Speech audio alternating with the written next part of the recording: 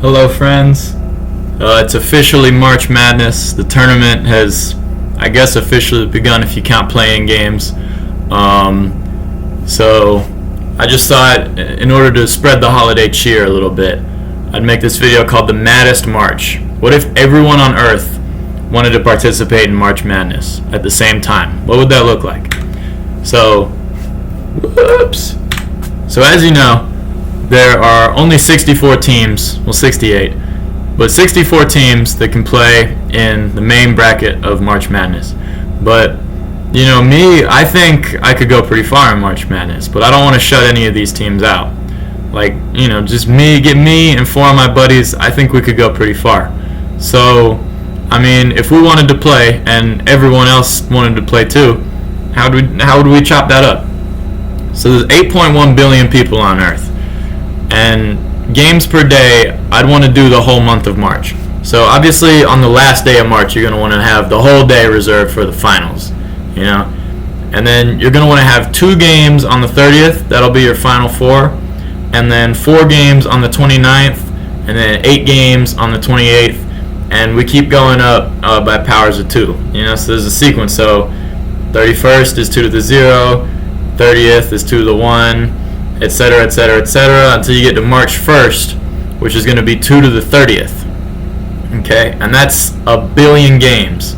That's a whole lot of games. But there's a problem. See, a billion games times 10 players is more than the amount of people on Earth. So I say that March 1st should be play-in games for March 2nd. Just like how you saw with Virginia choking against Colorado State. March 1st, we're going to need about 273 million playoff games, play-in games, sorry. And then we're going to have 5 billion players sort of left over on the next day, which is less than 8.1 billion, so this actually works out perfectly. And I say that if you don't play on the first day, then you're a ref in one of the first day's games. And if you're eliminated in the first day, then you got to be a ref for the games the next day. That's really the only way I think we can keep it fair. So let's set this up. So really the most games in a day is going to be 500 million. So we're going to need courts, balls, goals, and clocks. I couldn't really think of anything else you really need for basketball. So setting up the madness, I think just for efficiency, we should tip off right at midnight on March 1st.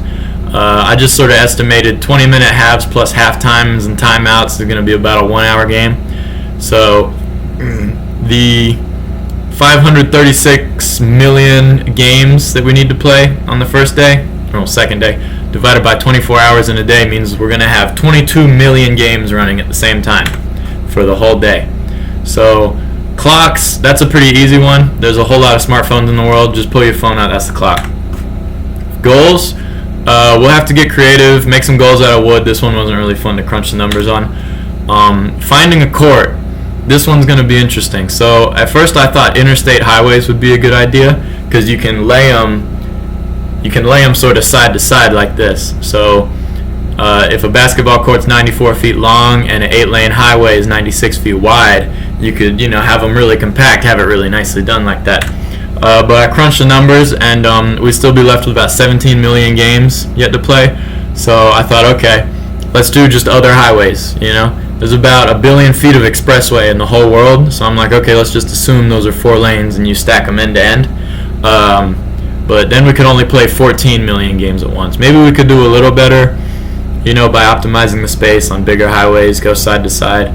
But yeah, we're going to end up needing to borrow some Walmart parking lots and some fields in Nebraska in order to make this work.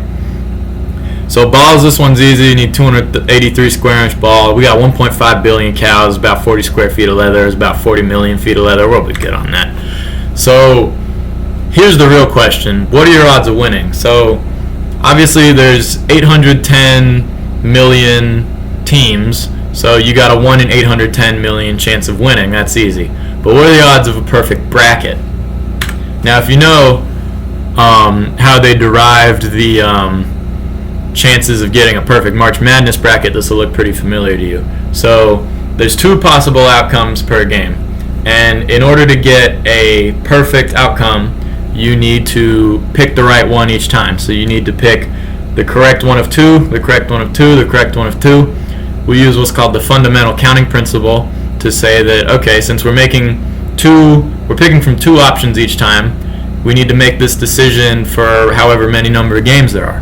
So there's going to be 810 million games for the weird, kind of play-in thing.